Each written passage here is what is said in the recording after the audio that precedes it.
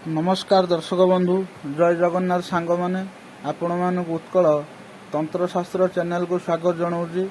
दर्शक बंधु आज आम आलोचना करवा भगवान नृसिंह कवच विषय जहाँ कि नृसिंह कवच कहुए आ नरसिंह कवच कहुए।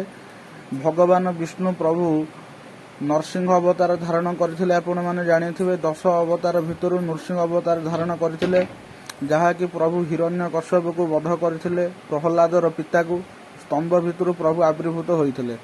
आ प्रभु होउचंदी उग्र रूप। प्रभुंकर नृसिंह अछंती, शेष नृसिंह अछंती, मुसळ नृसिंह अछंती, एकाक्षर नृसिंह अछंती, पाताल नृसिंह अछंती, एबळे आदि नृसिंह अछंती, एकाक्षर नृसिंह अछंती, उग्र नृसिंह से भाव में प्रभुंकर बहुत नृसिंह रूप अच्छी। दर्शक बंधु आपण ए विषय नृसिंह पुराण पढ़िले निश्चय जानीपर। किंतु जड़े सब्सक्राइबर भाई मते कही कि नृसिंह भगवान को जंत्र दवापाई जहाँकि नृसिंह कवच। आज मु जो नृसिंह भगवान को जंत्र देउची, जो नृसिंह कवच देउची, या बहुत स्थान रे परीक्षित आउ हेवी पावरफुल।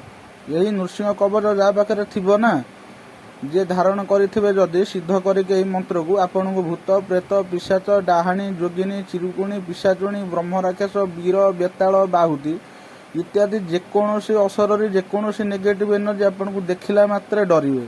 आपन को कई छुई भी पारिबे ना, अनेइबा तो दूर कथा छाटी पिटी होई पळेबे। किंतु नृसिंह कवच को आपन सेही भली भाव रे सिद्ध करिथिबा दरकार।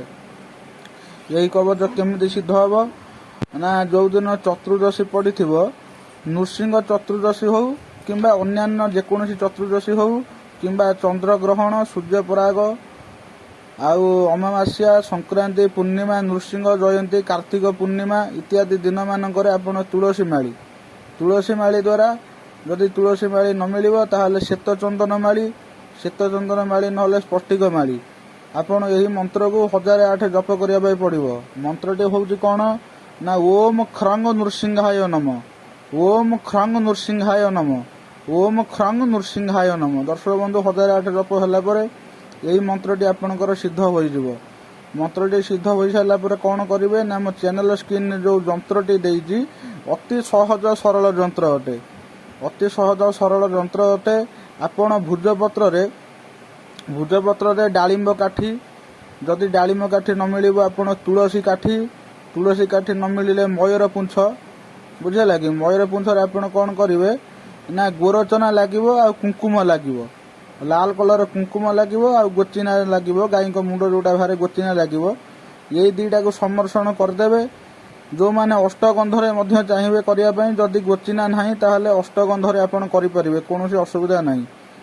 आपण कोन करिवे ना, एई बढिया परे गोटा कोठरी की काटिबे, जोटा चैनल स्क्रीन ने मु शो कर देइजी। कोठरी काटि साइला परे प्रथमे लिखिबे ओम, तापर लिखिबे ख्रंग, तापर लिखिबे नृ, तापर लिखिबे सिंह, तापर लिखिबे हा य नमः।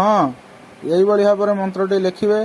दर्शक बंधु यही मंत्रटी के लिखि सारी आपण कौन करिवे ना, 7टा धला सोरिष को आपण ओम ख्रंग नृसिंहाय नमः यही मंत्र रे 108 अभिमंत्रण करके से जो भुजपत्र उपर देबे, भुजपत्र उपर देकी ताको गुड़ाई देबे। गुड़ाई दे साइला परे ताको कौन करिवे ना, तुलसी पत्र गोटे देबे। दे साइला परे आपण कौन करिवे, जेकोसी तंभा कवच हो किंबा रूपा कवच हो, सुना कवच हो, अष्टधातुर कवच हो, आपण कवचरे बांधिबे।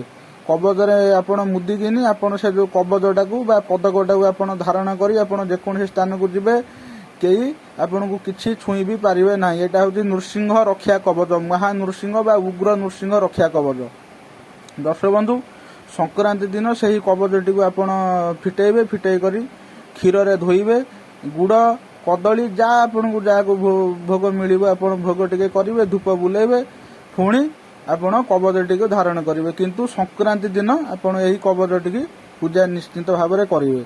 आउ दर्शक बंधु नृसिंहकर मंत्र दे देइजी, जोटा मंत्र जप हबो ओम ख्रंग नृसिंहाय नमः, ताहा पूर्वरु आपण कोन कहिवे ना, अलगा मंत्र देइजी चैनल स्क्रीन ने शो कर दउजी।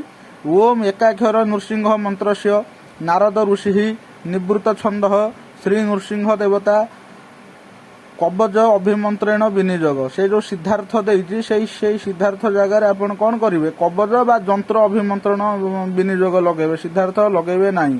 तापर कहिबे ओम ख्रंग नृसिंहाय नमः, এই মন্ত্রটি আপনার জপ চালিব 1008।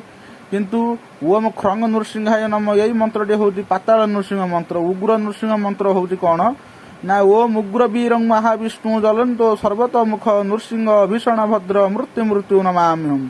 ଏହି ମନ୍ତ୍ରରେ ଆପଣ 7ଟା ଧଳା ସୋରିଷକୁ 108 ଥର ଅଭିମନ୍ତ୍ରଣ କରିକିନି କବଚରେ ଦେଇକି ଧାରଣ କରିବେ।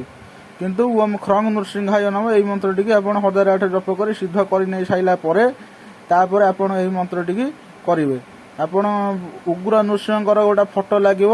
ଉଗ୍ର ନୃସିଂହ ଫଟୋକୁ ଆପଣ ରଖିବେ ଖଟୁଲି କିମ୍ବା ପିଢ଼ାରେ ହଳଦିଆ କପଡ଼ା ଉପରେ ପ୍ରଭୁଙ୍କୁ ରଖିବେ। ତୁଳସୀ ଚନ୍ଦନ ଦେବେ, ଧୂପ ଦୀପ ଦେବେ, ଝୁଣା ଦେଇ ଆଳତି ଉତାରି ଦେବେ, ଯାହା ଭୋଗ ପାଇବେ ଦେବେ। ଦେଇ ସାରିଲା ପରେ ସେଇଠି ପ୍ରଭୁଙ୍କ ପାଖରେ ଆପଣ କରିପାରିବେ।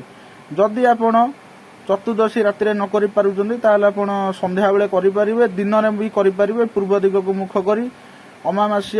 ଅମାବାସ୍ୟା ଦିନ କରିବେ ନାହିଁ। ସଂକ୍ରାନ୍ତି, ପୂର୍ଣ୍ଣିମା, ଚନ୍ଦ୍ରଗ୍ରହଣ, ସୂର୍ଯ୍ୟପରାଗ ଦିନ ମାନଙ୍କରେ ଏସବୁ କରିହେବ। ବୁଝିହେଉଛି କି ଦର୍ଶକ ବନ୍ଧୁ? ଆଉ ଆପଣ ଏଇ ମନ୍ତ୍ରଟିକି ଦେଖନ୍ତୁ। ଆପଣ ଏହି କବଚଟି ଜଣେ ଭାଇ କହିଥିଲେ ବୋଲି ମୁଁ ନୃସିଂହ ଯନ୍ତ୍ର ଦେଉଛି। ଆପଣ ଏହି ଯନ୍ତ୍ର ଦ୍ୱାରା ଆପଣ ଯେକୌଣସି ସ୍ଥାନକୁ ଯିବେ ଆପଣଙ୍କର କେହି କୌଣସି କ୍ଷତି କରିପାରିବେ ନାହିଁ। ଏହା ବହୁତ ପରୀକ୍ଷିତ ଆଉ ବହୁତ ପାୱାରଫୁଲ। ଆଉ ବହୁତ ଜାଗାରେ ଦେଖାଯାଇଛି ଯାହାକୁ ଭୂତ ବେତ ଲାଗୁଥିବେ ତାହେଲେ ମାନେ ଏଇ ଯନ୍ତ୍ରଟିକି ଆପଣ କ'ଣ କରିବେ, ଯଦି ଗୁଡ଼ା ସାଧା କାଗଜରେ ଲାଲ ପେନରେ ଏଇ ଯନ୍ତ୍ରଟିକି ଲେଖିକି ଯଦି ଲାଲ ସୂତାରେ ବାନ୍ଧିକିନି ଆପଣ ସେ ଲୋକ ବେକରେ ବାନ୍ଧିଦେବେ, କି ତାଳପତ୍ର ହଉ, ଭୁଜପତ୍ରରେ ହଉ, ଲାଲ ପେନରେ ହଉ କିମ୍ବା ଆପଣ ଡାଳିମ୍ବ କାଠି ଦ୍ୱାରା ଖାଲି କୁଙ୍କୁମରେ ଯଦି ଯନ୍ତ୍ରଟିକି ଲେଖିଦେଇ ତା ଦେହରେ ବାନ୍ଧି ଦେଉଛନ୍ତି ତାହେଲେ ମଧ୍ୟ ଭୂତ ବେତ ଛାଡ଼ିକି ଚାଲିଯାଏ। ଏଇଟା ହେଉଛି ପରୀକ୍ଷିତ ମନ୍ତ୍ର, ସିଦ୍ଧ ମନ୍ତ୍ର। ଆଉ ଏ ଯେଉଁ ଯନ୍ତ୍ରର ଚମତ୍କାରିତା ଏଇଆ, ଆପଣ ଏଇ ଯେଉଁ ଯନ୍ତ୍ରକୁ ଥରେ ଟ୍ରାଏ କରିକି ଦେଖନ୍ତୁ ଦର୍ଶକ ବନ୍ଧୁ। କିନ୍ତୁ ଭକ୍ତି, ଭରସା, ବିଶ୍ୱାସର ସହିତ ଭଗବାନ ନୃସିଂହଙ୍କର ମନ୍ତ୍ରକୁ ଜପ କରନ୍ତୁ। ବାସ୍ତୁଦୋଷ, ଭୂତ ପ୍ରେତ, ବାଣ, ପେଷଣ, ବାହୁତି, ଗ୍ରହ ବାଧା ଇତ୍ୟାଦି ସବୁ ଖଣ୍ଡନ ହେଇଯିବ। ଏଇଟା ପୁରା ମୁଁ ଗ୍ୟାରେଣ୍ଟି ଦେଇ କହୁଛି। କାହିଁକିନା ଏଇ ଯନ୍ତ୍ରଟିକି ଆମର ବହୁତ ଥର ଆମର ପରୀକ୍ଷା କରାଯାଇଛି। ବହୁତ ପ୍ରସିଦ୍ଧ ମନ୍ତ୍ର ଆଉ ଏଇଟା ଯନ୍ତ୍ର। ଆପଣ ଏଇଟାକୁ ପରୀକ୍ଷା କରନ୍ତୁ। ଆଉ ଦର୍ଶକ ବନ୍ଧୁ ଉପକୃତ ହୁଅନ୍ତୁ। ରହିଲି, ଜୟ ଜଗନ୍ନାଥ, ନମସ୍କାର।